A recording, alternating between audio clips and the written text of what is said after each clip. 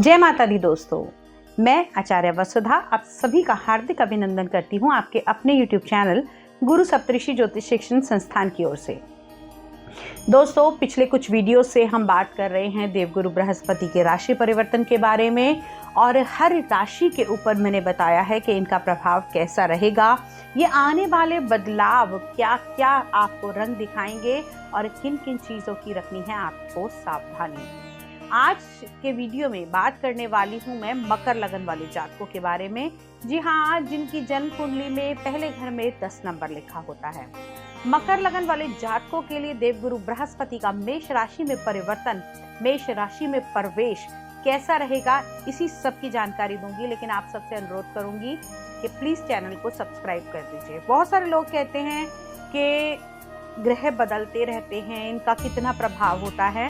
तो यहाँ ये बताना चाहूंगी कि सबकी अपनी अलग कुंडली होती है, अलग ग्रह नक्षत्र होते हैं, लेकिन उसके अलावा सभी ग्रह गोचर में चलने वाले ग्रहों से प्रभावित होते हैं और उनका प्रभाव अवश्य ही हमारे जीवन पर पड़ता है। तो आइए बात करते हैं हम मकर लगन वाले जातकों के बारे में। मकर लगन की अगर हम बात करें तो देवगुरु बृहस्पति आपकी कुंडली के 12वें भाव के और साथ ही साथ तीसरे भाव के स्वामी हैं।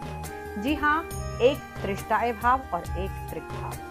अब 12वां भाव माना जाता है खर्चे का, एक्सपेंस का, यात्राओं का और हेल्थ इश्यूज से जुड़ा हुआ भी, हॉस्पिटल का भाव भी हम 12वें भाव को मानते हैं। वही तीसरा भाव आपके दोस्त, मित्र, संबंधी, सोशल मीडिया और आपके बल पराक्रम का माना जाता है। इन दोनों के स्वामी आपके सुख के स्थान में आ रहे हैं, आपके चतुर्थ भाव में आ रहे हैं।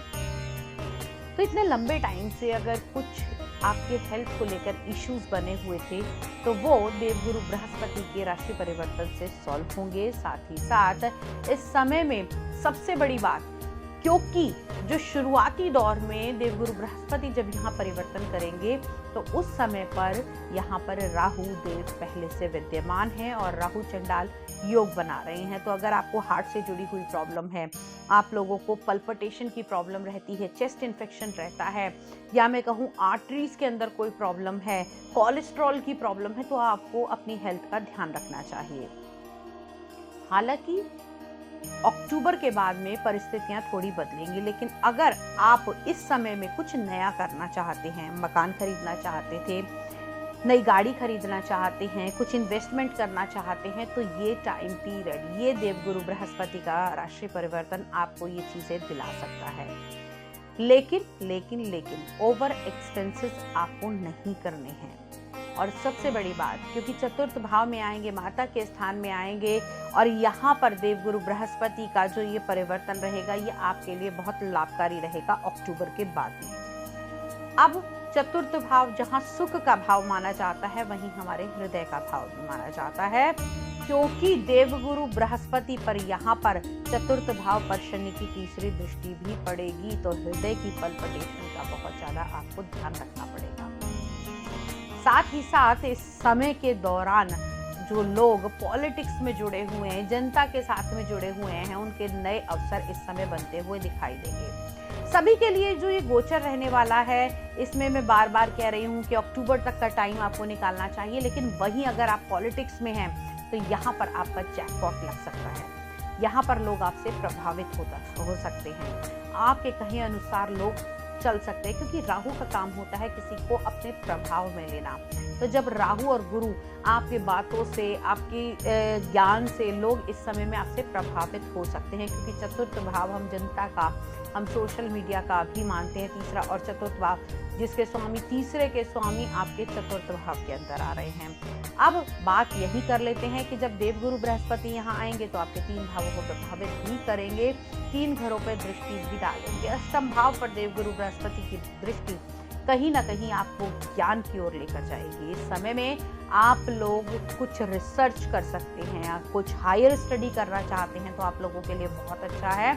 और साथ ही साथ कर्म भाव पर दृष्टि पड़ने से आपकी काम कैपेसिटी बढ़ेगी। जो लोग जॉब के लिए सोच रहे थे, अपने बिजनेस को आगे बढ़ाना चाहते थे, उन लोगों के लिए ये टाइम पीरियड बहुत ही ज़्यादा शुभ रहने वाला है। 12वें भाव में जहां खर्चे कराएगा वहीं यात्राओं का सुख भी देगा। साथ ही साथ 12वें भाव पर दृष्टि पड़ने से आप एमएनसी सेक्टर से जुड़ सकते हैं। जो लोग इंटीरियर डेकोरेशन का काम करते हैं वो लोग बाहर से काम ले सकते हैं। जिन लोगों का किसी कंसल्टेशन का बिजनेस है उन लोगों को इस समय फायदा होगा। अगर आप लोग इस समय में पांडित्य कर्म से जुड़े हुए हैं, एस्ट्रोलॉजर हैं, या फिर आप कुछ भी ऐसा काम करते हैं जिसमें स्पिरिचुअल टच आता हुआ दिखाई दे, तो ये टाइम पीरियड उन लोगों के लिए बहुत ज़्यादा बेनिफिशियल रहने वाला है। अगर आप किसी बड़ी कंपनी में एडवाइजरी की तरह काम करते हैं, अगर एमएनसी में एडवाइजरी की तरह काम करते हैं, तो इस समय में आप लोगों के प्रमोशन के चांसेस और बाहर के योग भी बन सकते हैं। दोस्तों, ओवरऑल ये परिवर्तन आपके लिए लाभकारी होगा, लेकिन कुछ चीज़ों का आपको बहुत ज़्यादा ध्यान रखना होगा।